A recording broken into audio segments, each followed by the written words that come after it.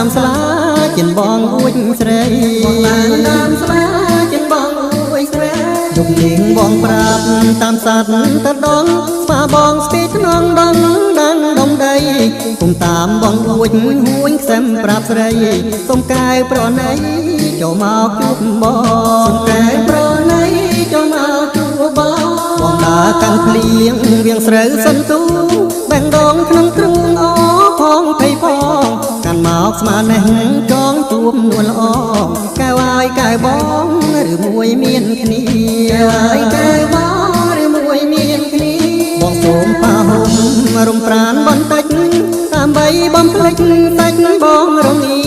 មន់អូនរងាវដូនជួយគួរទ្វាគ្រូបងកំព្រា